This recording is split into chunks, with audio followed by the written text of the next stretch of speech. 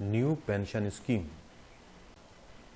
Disclaimer: this training material is for use in training of officials. It should not be referred as guideline of government. In case of any variance in this training material, the government guideline, rules, laws shall prevail. Responsibility of DDO. New pension scheme was introduced by Government of India from 1st January 2004. Most of the state governments introduced it from 1st January 2005. The new scheme is a defined contributory pension scheme. The new pension scheme has two tiers. Tier 1 is of retirement and pension account. Tier 2 is of saving account. In Tier 1 system, it is a non-withdrawal account. Contribution is mandatory for all government servants who joins government service after introduction of NPS. In Tier 2 system, withdrawal is allowed at any point of time. It is optional and at the discretion of government servants. The existing pension benefits and GPF scheme will not be applicable to the contributory pensioners. Employees' contribution is of 10%. It includes basic pay plus grade pay plus DA and equivalent contribution by the government. The contribution will start from the next month in which employee has joined the service. The contribution will be deducted from each month's salary. At present, the facility of 3 withdrawals under special circumstances after 10 years of regular service during the service period is available. Appropriation of 60% of the balance amount at the time of retirement, 40% of self or family name as annuity. Currently about 10% interest rate on deposits. No deductions in GPF and GPF number will not be allotted. Government servant who joins the service after introduction of NPS will give personal information in the prescribed form. The concerned DDO will be responsible for obtaining the above information.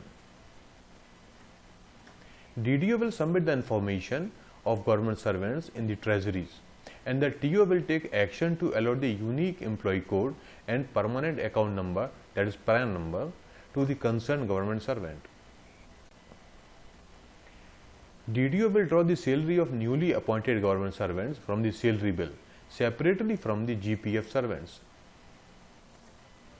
Every month, the Treasury will send the employee contribution and government contribution to Director Pension and Provident Fund deducted from the pay bill under the IFMS software as per the prescribed procedure. If salary is not withdrawn from the Treasury, then it is the duty of the DDO to deposit the contributions in the NSDL account. Investment. The pension contribution of government employees covered by the new pension scheme are being invested by the professional pension fund managers in line with investment guidelines of government applicable to non-government provident funds. Fund management. Pension fund managers for government sector to perform investment management function under the NPS are LIC Pension Fund Limited, SBI Pension Fund, UTI Retirement Solutions Pension Fund. Supervision by NPS Trust. NPS Trust is responsible for taking care of the funds under the NPS, and the trust also holds an account with the Bank of India, designated as the NPS Trustee Bank. Axis Bank as Trustee Bank is responsible for transfer of funds collected and remittance to PFM. In case of transfer of employee, contribution towards NPS for the full month, both individual and government, will be made by the office, who will draw salary for the maximum period. Non-practice allowance for doctors. The non-practice allowance is counted as pay for all service benefits. Therefore, this will be taken into account for working out the contribution towards the NPS. Technical resignation. In cases where government servants apply for posts in the same or other department and on selection, they are asked to render technical resignation. The past services are counted toward the pension under CCS pension rules. Because the government servant had originally joined the government service prior to the introduction of. While preparing this video, we had taken the help of reading material designed and developed by ISTM and Income Tax Department, and we are thankful to them. In this video, we had discussed about NPS. If you have any doubt or want any clarification, then you can contact through the email shown on the screen.